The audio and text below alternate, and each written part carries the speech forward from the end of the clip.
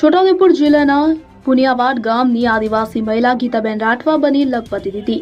Rice mill, પશુપાલન અને ફૂલોની ખેતી કરી વાર્ષિક 1 લાખથી વધુની આવક મેળવતા ગીતાબેન રાઠવા મહિલા સશક્તિકરણ અને આત્મનિર્ભરતાનું ઉત્કૃષ્ટ ઉદાહરણ છોટાઉદેપુર જિલ્લાના પુનિયાવાડ ગામના ગીતાબેન રાઠવાએ આપ્યું છે। પોતાની મહેનત અને સરકારની યોજનાઓના સહયોગથી આર્થિક સંકળામણને માત આપીને વાર્ષિક ₹1 લાખથી વધુની આવક મેળવી લખપતિ દીદી બન્યા છે। ગીતાબેન રાઠવાએ તેમના સફરની વાત કરતા જણાવ્યું છે કે પહેલા છૂટક મજૂરી કામ કરતા હતા। ગામમાં સખી મંડળની પ્રવૃત્તિઓને જોઈ મને પ્રેરણા મળી અને મેં 10 બહેનોને ભેગી કરી જય માતાજી સખી મંડળની રચના કરી હતી અને શરૂઆતમાં માત્ર ₹30થી બચત કરવાનું શરૂ કર્યું હતું। અત્યારે ₹100ની બચત કરીએ છીએ। વધુમાં તેઓએ જણાવ્યું કે ગામ સંગઠનમાંથી ₹25,000ની લોન મેળવી ડાંગરમાંથી ચોખા છૂટા કરવાની નાની રાઈસ મિલ શરૂ કરી, જેમાંથી અમને વાર્ષિક ₹50,000ની આવક થાય છે। ફૂલોની ખેતી માટે બેંકમાંથી ₹50,000ની લોન લઈ ફૂલોની ખેતી શરૂ કરી અને ફૂલોમાંથી વાર્ષિક ₹50,000ની આવક થાય છે।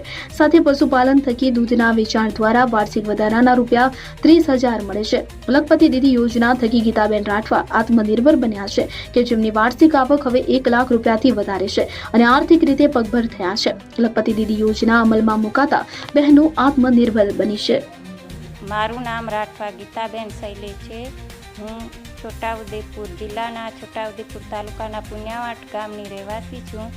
અમારા પરિવારમાં છૂટક કામ કરીને અમે ગુજરાન ચલાવીએ છીએ। અમારા ગામમાં સખી મંડળ ચાલતું હતું, તેમાં મીટિંગ હતી, તેમાં હું જઈને બેઠી અને જોયું બહેનો બચત ભરતી હતી।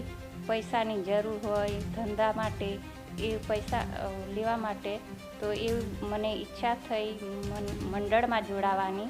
તો હું પણ 10 બહેનો ભેગી મળીને અમે પણ મંડળ બનાવ્યું। એનું નામ જય માતાજી સખી મંડળ રાખ્યું।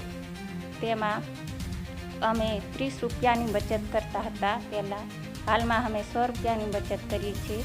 અને પછી મને મારી આવક વધારવાનો વિચાર આવ્યો, તો હું ગામ સંગઠનમાંથી ₹25,000નું ધિરાણ લઈને આ રાઈસ મિલની ખરીદી કરી।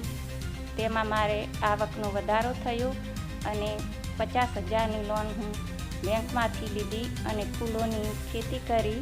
તેમાં મને ₹50,000ની વાર્ષિક આવક મળી અને રાઈસ મિલની પણ ₹50,000ની આવક મળે છે। પશુપાલન પણ અમે કરીએ છીએ, એમાં અમને ₹30,000ની જેવી આવક મળે છે અને એમ વાર્ષિક આવક અમારી ₹1 લાખથી પણ વધારે થાય છે। આ રીતે અમારું પરિવાર આર્થિક રીતે પગભર છું। લખપતિ દીદી યોજના અમલમાં મુકાઈ અને બહેનો આત્મનિર્ભર બની, એ બદલ સરકારશ્રીનો આભાર વ્યક્ત કરું